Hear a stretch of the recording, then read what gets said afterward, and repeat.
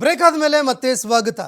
ರಾಜ್ಯ ಕಾಂಗ್ರೆಸ್ನಲ್ಲಿ ನಾಯಕತ್ವ ಬದಲಾವಣೆಯಾಗುತ್ತೆ, ಸಿಎಂ ಬದಲಾಗ್ತಾರೆ ಅನ್ನೋ ಹೇಳಿಕೆಗಳು ಮತ್ತೆ ಮತ್ತೆ ಹೊರಬರ್ತಾ ಇತ್ತು. ಇದಕ್ಕೆ ಸಂಬಂಧಪಟ್ಟಂತೆ ಸಿಎಂ ಸಿದ್ದರಾಮಯ್ಯ ಅವರು ನಿನ್ನೆ ತಾನೇ ಸ್ಪಷ್ಟೀಕರಣ ಕೊಟ್ಟಿದ್ರು. ಇದೀಗ ಡಿಸಿಎಂ ಡಿಕೆ ಶಿವಕುಮಾರ್ ಅವರು ಕೂಡ ಇದಕ್ಕೆ ಸಂಬಂಧಪಟ್ಟಂತೆ ಮಾತನಾಡಿದ್ದಾರೆ. ಯಾವುದೇ ನಾಯಕತ್ವ ಬದಲಾವಣೆ ಇಲ್ಲ ಅಂತ ಡಿಕೆ ಶಿವಕುಮಾರ್ ಹೇಳಿದ್ದಾರೆ. ಸಿಎಂ ಸಿದ್ದರಾಮಯ್ಯ ಅವರ ಕೈ ಬಲಪಡಿಸ್ತೀವಿ, ಇಕ್ಬಾಲ್ ಹುಸೇನ್ಗೆ ನೋಟಿಸ್ ನೀಡ್ತೀವಿ.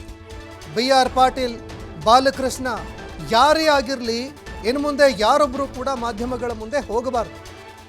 ತಮ್ಮ ಬೆಂಬಲಿಗ ಶಾಸಕರಿಗೆ ಡಿಸಿಎಂ ಡಿಕೆ ಶಿವಕುಮಾರ್ ಖಡಕ್ ಆಗಿ ಎಚ್ಚರಿಕೆ ಕೊಟ್ಟಿದ್ದಾರೆ.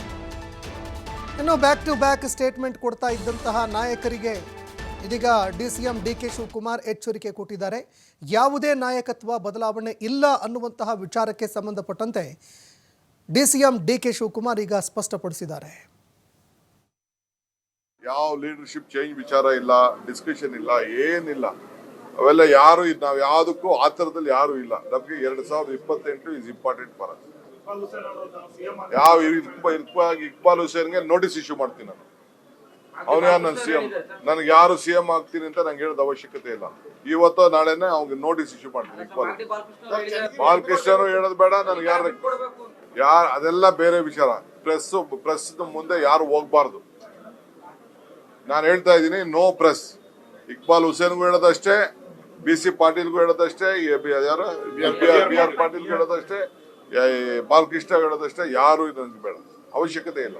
ಮುಖ್ಯಮಂತ್ರಿಗಳು ಸಿದ್ದರಾಮಯ್ಯನವರು ಇದ್ದಾರೆ, ಅವ್ರ ಕೈ ಬಲಪಡಿಸೋದು, ನಮ್ಮ ಸರ್ಕಾರ ಕೈ ಬಲಪಡಿಸೋದು ಅಷ್ಟೇ. ಯಾವ ಲೀಡರ್ಶಿಪ್ ಚೇಂಜ್ ವಿಚಾರ ಇಲ್ಲ, ಡಿಸ್ಕಷನ್ ಇಲ್ಲ, ಏನಿಲ್ಲ.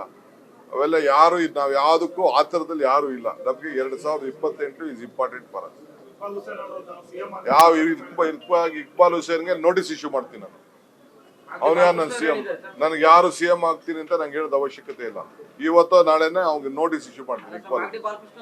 ಬಾಲಕೃಷ್ಣನು ಹೇಳೋದು ಬೇಡ, ನನಗೆ ಯಾರು ಅದೆಲ್ಲ ಬೇರೆ ವಿಚಾರ. ಪ್ರೆಸ್ ಮುಂದೆ ಯಾರು ಹೋಗ್ಬಾರ್ದು. ನಾನು ಹೇಳ್ತಾ ಇದ್ದೀನಿ, ನೋ ಪ್ರೆಸ್. ಇಕ್ಬಾಲ್ ಹುಸೇನ್ಗೂ ಹೇಳೋದಷ್ಟೇ, BC ಪಾಟೀಲ್ಗೂ ಹೇಳೋದಷ್ಟೇ, ಯಾರು BR ಪಾಟೀಲ್ಗೂ ಹೇಳೋದಷ್ಟೇ, ಬಾಲಕೃಷ್ಣ ಹೇಳೋದಷ್ಟೇ. ಯಾರು ನನಗೆ ಬೇಡ.